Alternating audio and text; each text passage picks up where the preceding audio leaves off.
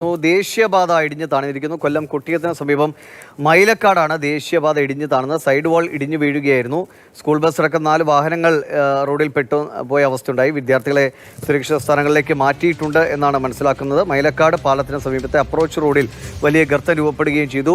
കൊല്ലം കൊട്ടിയത്താണ് ഈ ഒരു അപകടം ഉണ്ടായിരിക്കുന്നത്. കഴിഞ്ഞ കുറച്ചു നാളുകൾക്ക് മുമ്പ് മലപ്പുറത്തുണ്ടായതിന് സമാനമായ രീതിയിലുള്ള ഒരു അപകടമാണ് ഇപ്പോൾ ദേശീയപാത നിർമ്മാണത്തിൽ ഉണ്ടായിരിക്കുന്നത്. ദേശീയപാത മൈലക്കാട് ഒരു പാലമുണ്ട്. പാലത്തിന്റെ അപ്രോച്ച് റോഡിന്റെ ഭാഗത്ത് ഒരു വലിയ ഗർത്തം രൂപപ്പെടുകയും ഈ സൈഡ് വാള് ഇടിഞ്ഞ് താഴേക്ക് പതിക്കുകയുമായിരുന്നു. അങ്ങനെ അപ്രോച്ച് റോഡ് പൂർണ്ണമായും തകർന്നു. ആ സമയത്ത് അപ്രോച്ച് റോഡിലൂടെ വാഹനങ്ങൾ വരുന്നുണ്ടായിരുന്നു. അതിലൊരു സ്കൂൾ ബസ് ഉണ്ടായിരുന്നു. സ്കൂൾ ബസ് പെട്ടെന്ന് നിർത്തി.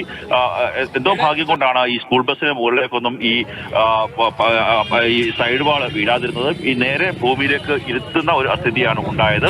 ഉടൻ തന്നെ ആ കുട്ടികളെയൊക്കെ തന്നെ അവിടെ നിന്ന് മാറ്റിയിട്ടുണ്ട്. പക്ഷേ അതുവഴി ഗതാഗതം നടത്താൻ സാധിക്കാത്ത ഒരു സ്ഥിതിയാണ്. ഈ സ്കൂൾ വിടുന്ന സമയമാണ്, വലിയ രീതിയിൽ തിരക്കുള്ള ഒരു സമയമാണ്.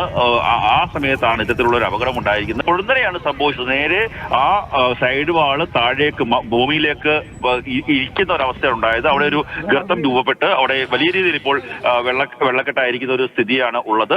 ആർക്കും പരിക്കുണ്ടായിട്ടില്ല. ആ കാറിലുണ്ടായിരുന്ന ആൾക്കാരൊക്കെ തന്നെ വാഹനം അവിടെ ഉപേക്ഷിച്ച് നേരെ ഇറങ്ങി സുരക്ഷിത സ്ഥാനത്തേക്ക് മാറ്റുകയായിരുന്നു.